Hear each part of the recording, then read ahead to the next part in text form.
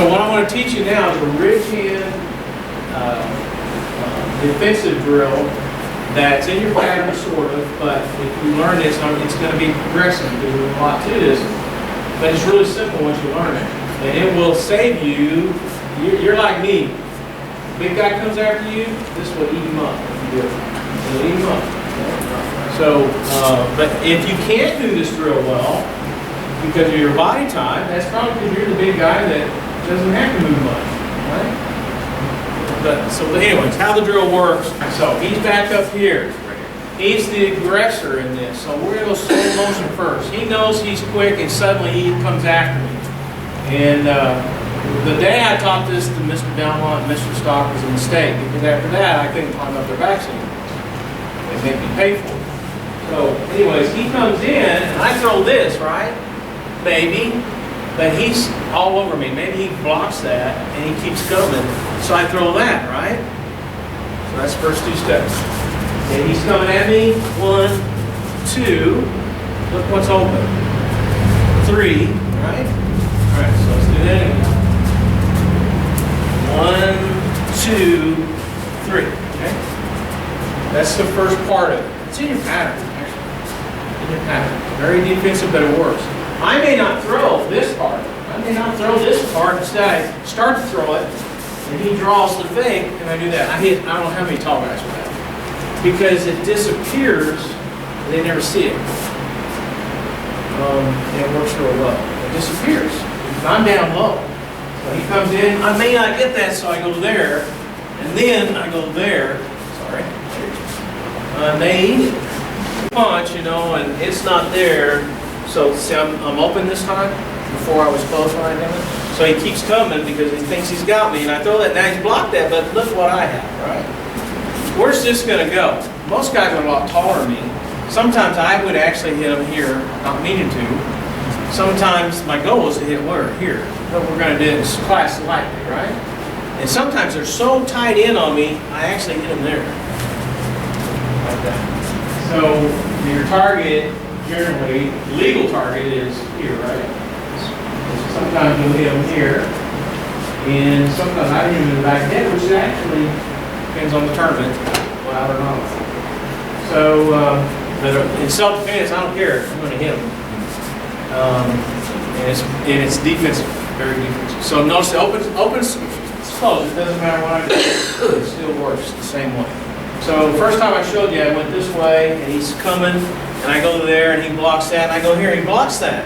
So I put this down. Sometimes right here, I can get another one in and get him, right? And sometimes I do this, and he comes in, he blocks this one. I step farther, he's right on my back, so I jump and kick him, right? And that's what you got to do now. So you have, and then close, in, anyway, boom, and it wasn't there, that wasn't there, he blocked that one, I'm here, I get him, still block, right?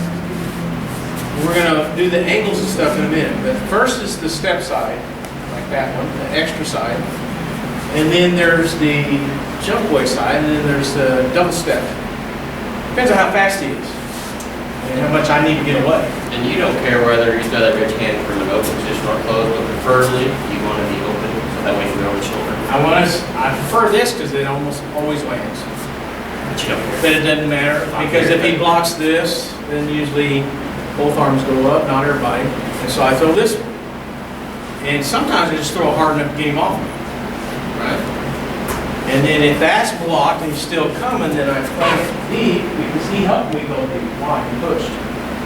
And I go this one. And then he's like, man, those hurt. Because he's coming into it, right? And then I'll give you the super bonus for the young guys. Super line, and then we're going to do the really, I call it bread and butter. So I'm here, and I go there, and I go there, and I go there, and he's still on me, so I take a double step jump. Why? Why do I do a double step? I need the distance, he's coming. Yeah, exactly. One more time, and you're going to come a little quicker. Go. Right? I couldn't get that other one off, so I did a double. But I want to hit him hard when I hit it. And then you got to keep looking. So now you need a little room try to see if you can do a double step. You might have to go slow first. The car's coming pretty fast. You can't get that cycle off, so you take a big step and jump. Okay, then you do a double step. See it again? Yeah, see it. We can do an open stance too. Now you get to work the hand that you don't like sometimes, right? I'm here this time I'm here. It doesn't matter. It still all works the same. So boom, boom, still here. He's still coming, so I jump step. He's on my back. I take a double step. I didn't show that very well. I'll follow you. Thank you. All right, here we go. I jump. Take an extra step. Jump. You can learn where they're at by feeling them and seeing them and knowing them from. And you go straight back, they chase you forever. Stop and solve something. You gotta aim for something. And you know, I'm surprising because he's gonna go away and that's sneaky. You never see it. And sometimes I start here and just circle. And I see it go on and down. We got that running stuff there, but now we're going to do the logical thing to do as higher belts. And you're going to practice this with your low belts in class because they don't know what you're doing. And it's good practice against them because you can hit them real well. And if you make a mistake, it's not so bad. So if I go backwards and I go at an angle, after about 2-3 steps, the normal person will stop. Especially if I switch again. So if I go, it doesn't matter. If I go this way and then I switch, usually they kind of lose. Or it's hard for them to throw much because you're messing with their targets so much. Does that make sense? And then you might even circle out. Do we really want to fight? Not going to fight. Once we know we got the winning shot. So the same drill we just did, we can do it at an angle. But before we do that, let's practice it one more time with this bonus kick. This is another piece to this. This is kind of an extra credit sort of maybe. If you have a good hook kick, I'm going to do the same drill we just did. And there's the hook. Watch. Alright. I can throw the side or the hook. Where's his arm? I throw the kick wherever it is and he's not. This time if his arm's up, I was cycling. When it was down, which I expected it to be right then, I hooked it. And I had some students that did that so well, but the problem with the hook kick is it knocks people out if you don't control it. It's so devastating. So that's the problem with it. So that's a bonus you can add to this for maybe a little higher level. Maybe not so much a blue belt because this is enough. So maybe a higher belt, you guys can throw that hook kick in there if you like it. There he is. He leaned right in and his arm was down, right? So I throw a hook kick automatic. Unless I just want to stop. Hard side in the ball. The last thing we'll do is the same drill, but here I side kick, he keeps coming, and I jump, whichever kick I like. Heel kick, press it, and let him eat that because his arms are down and he's coming at you like a hook. And you guys will love it. You love it. You guys can get up and have fun with it.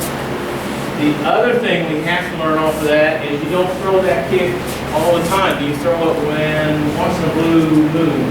If you go to a tournament, you throw that bread and butter kick, not right off the bat, because then they know what you do. You set them up for that bread and butter kick. And you take them with that. So anyways, 1, 2, side kick, jump spin, your choice. In and in. Okay. Or if this side doesn't look that open for you, 1, 2, either side, or hook, right? The hook's there. And then if that didn't work, maybe he's just phenomenally fast, you take that extra step side kick, or that jump away side kick, or whatever. Right? Very good defensive set. I don't know how many people I've talked to that use it well. Here, right? And then we're going to move out and make maybe banana out because after 2 or 3 changes, he's going to regroup because he was trying to get me run down, right? So the cool thing is if I go out just a little bit, turn my, we had this discussion last time, turn my banana into a spider drill, right? If you face somebody a lot newer, beginner, that you you did as you say, it's good practice.